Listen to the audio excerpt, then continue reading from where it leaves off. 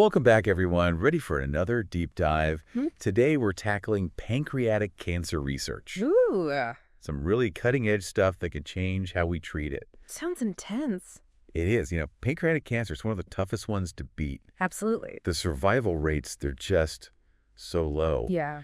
And the current therapies like gemcitabine, they just often don't cut it. Right. We need new options for sure. And that's where this deep dive comes in. We're going to break down this really fascinating paper by Hancock and his team. Okay. They're looking at a totally new target for pancreatic cancer. It's called de novo lipogenesis. De novo lipogenesis. So Okay. basically, it's how cancer cells make their own fat, lipids, specifically. Oh, interesting. So cancer cells and fat, what's the connection? Right, you might be thinking, wait, why? But trust me, it gets really interesting. Okay, I'm all ears. Because it turns out lipids, they're super important for cancer cells. Yeah. In what way? They use them for energy, obviously, Right. but also to build their cell membranes. Makes sense. And even to protect themselves from treatments, like chemo. Really? Like a shield? Yeah, it's like they're building their own little fortress out of fat to hide in. Wow, that's pretty clever of them. I know, right? Mm. So what Hancock's team did was really clever. Okay. They took these two different pancreatic cancer cell lines, PAN1 and MIAPAC2, Mm-hmm. and they made them resistant to gemcitabine in the lab. Oh, interesting. So they're like mimicking what happens in patients. Exactly. That's like a model for the real challenges that doctors face. Makes sense. And get this, when they compared these gemcitabine-resistant cells to the original ones, Yeah. they found that the resistant cells, they were producing way more fat. Whoa, like significantly more. Yeah, they were practically swimming in lipids. Huh. So like bring on the gemcitabine, we've got our fat shields up. Exactly. But how did they measure that, the increase in fat production? Good question. Yeah. Well, they used a couple of different methods. First, they tracked how much of this special type of glucose, it was labeled with a radioactive tag, got incorporated into the lipids. And the resistant cells, they were just gobbling it up. Wow, like it was going out of style. I know. And second, they looked at the levels of certain enzymes, Okay. the ones that are essential for making lipids, Okay. like ACC1, FAS, Yeah. and SCD1. Gotcha. And guess what? All of those enzymes, they were way higher in the resistant cells. So they're like shifting into fat-making overdrive. Totally. And to really drive the point home, the PANC1 cells, Yeah. they even started storing visible droplets of fat. Whoa, really? Yeah, you could see them under a microscope, like they were stockpiling for a lipid war. Wow. So the million-dollar question is, why? Why would cancer cells, facing a drug meant to kill them, ramp up their fat production? Right, why do that? That's the mystery Hancock and his team wanted to solve. And a good mystery it is. But it wasn't just about how much fat they were making. It was also about the type of fat, because not all fat is created equal. Okay, I'm intrigued. Tell me more. And this is where we need to delve into this concept called fatty acid desaturation. Fatty acid. Okay, lay it on me. So imagine like a fat molecule as a chain of beads, right? Okay, I'm picturing it. Desaturation is basically adding double bonds between some of those beads, like adding extra links. Okay, so it changes the shape of the molecule. Exactly. And that changes how it behaves in the cell. So they're like tweaking the fat to suit their needs. Right. And there are these specific enzymes that do this desaturation process. Okay. The research focused on two in particular, Yeah. SCD1 Okay. and FADS2. CD1 and FADS2. Right. Now, SCD1, that one's a well-known player in cancer. Mm-hmm.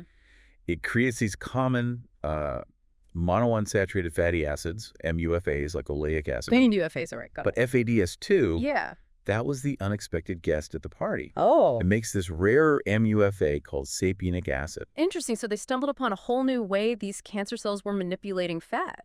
Yeah.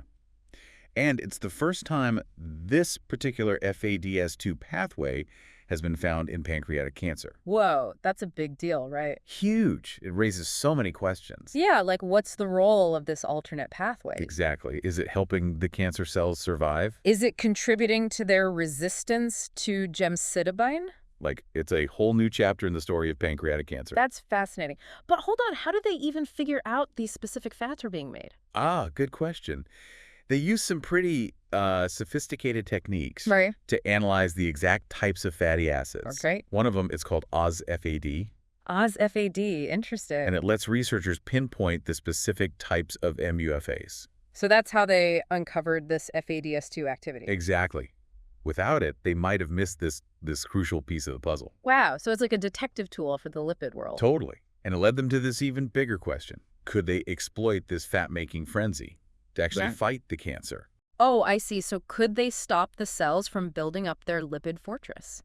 Make them vulnerable to gemcitabine again? You got it. And that's exactly what we'll dig into next time. I can't wait. This is getting good. Stay tuned. We'll uncover whether Hancock and his team found a way to turn this vulnerability into a weapon against pancreatic cancer. Sounds like a cliffhanger. It is. All right, so we've got these cancer cells, right? And they're just, like, hoarding fat. Yeah. And the researchers, they're thinking, okay, can we use this against them? Right. Can we, like, disrupt this whole fat-making thing? Exactly. Make them vulnerable to gemcitabine again. So how'd they go about that? Well, they use this really cool technique called CERNA. CERNA. Okay. It's like a molecular scalpel. Whoa, a scalpel. Yeah, it lets you target really specifically and silence certain genes. So they can, like, switch off the genes that make those lipid enzymes? Exactly. Yeah. They targeted ACC1, FAS-SCD1, and of course, our new friend FADS2. Okay, makes sense. They wanted to see, what impact knocking down those genes would have. Right, on the cell's sensitivity to gemcitabine. So they silenced the genes, hit the cells with the drug, and what happened? Drum roll, please.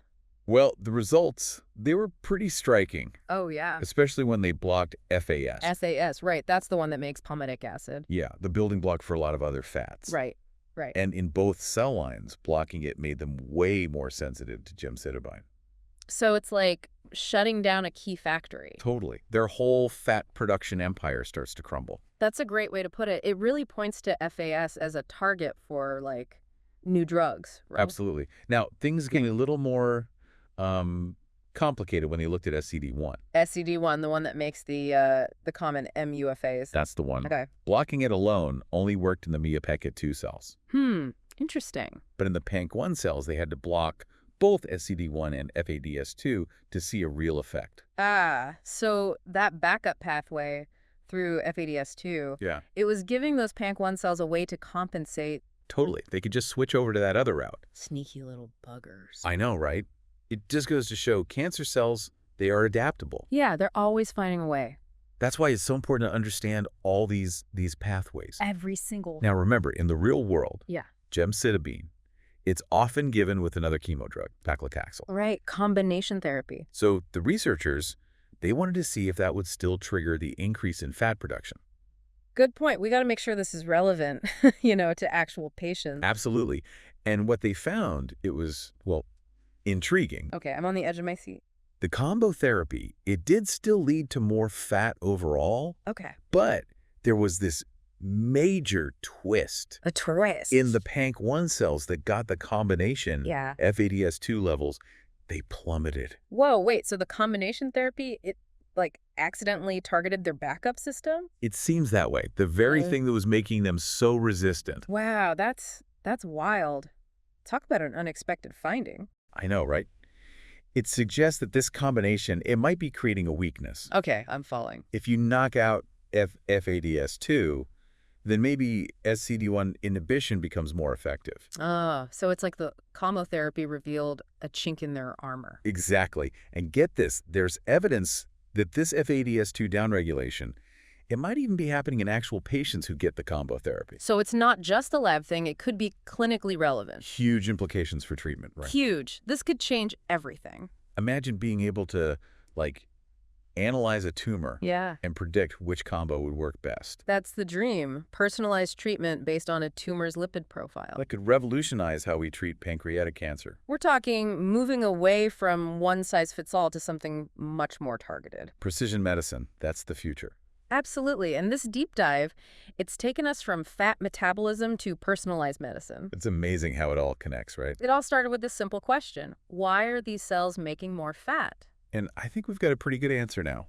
We do. So before we wrap things up, let's take a minute to summarize what we've learned for everyone listening. All right, so we've gone deep, really deep into this research. Yeah, we've covered a lot of ground. From cancer cells and their weird fat obsession. Right. It's like a strange addiction. To the possibility of personalized treatments based on a tumor's, lipid profile? Lipid profile. Yeah, like a fingerprint of its fats. Exactly. But before we wrap up, let's recap for everyone listening. Good idea. What did we learn, and what does it all mean for the future of treating pancreatic cancer? So remember at the beginning, we started with this puzzle. Yeah, the whole why are these cells making more fat thing. This just seems so counterintuitive, right? Totally. But what we found out is lipids, they're not just some passive energy source. No, they're way more important than that. They're key players in cancer cell survival and how they spread, even in their resistance to treatment. And we also saw that, not all fats are the same.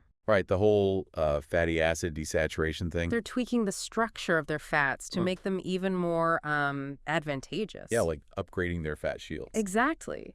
And that led us to those two key enzymes, SCD1 and FADS2. SCD1, the usual suspect. Making those common MURFAs. And then FADS2, the surprise guest star. Right, that was the unexpected one, with its alternate pathway making sapienic acid. And that pathway, remember, it was like a backup system for the PAC1 cell. Yeah, it made them super resilient. It's like they had this secret weapon. And then things got even more interesting when we brought in combination therapy. Right, the real-world stuff with gemcitabine and paclitaxel. And it turned out that combo, it kind of accidentally targeted the FADS2 pathway. Knocked out their backup system. It could have huge implications for how we treat this disease. Imagine, right?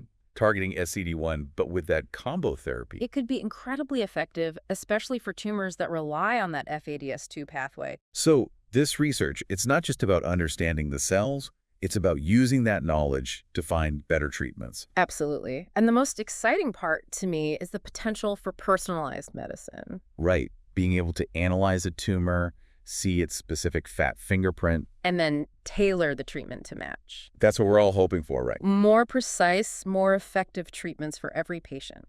Well, this research, it definitely brings us one step closer. It does. A huge thanks to our expert for breaking down this complex topic. Oh, it is my pleasure. And for showing us how targeting, lipid metabolism. Lipid metabolism, yeah. How that could be a game changer in the fight against pancreatic cancer. Absolutely. It's always so exciting to see these discoveries that could lead to new treatments. And to all our deep divers out there, if you want to learn even more. Yeah, dive even deeper into this stuff. Be sure to check out the show notes. We've got a link to the original paper. By Hancock and his team, yeah. It's a fascinating read, trust me. Especially if you want to go full-on lipid nerd.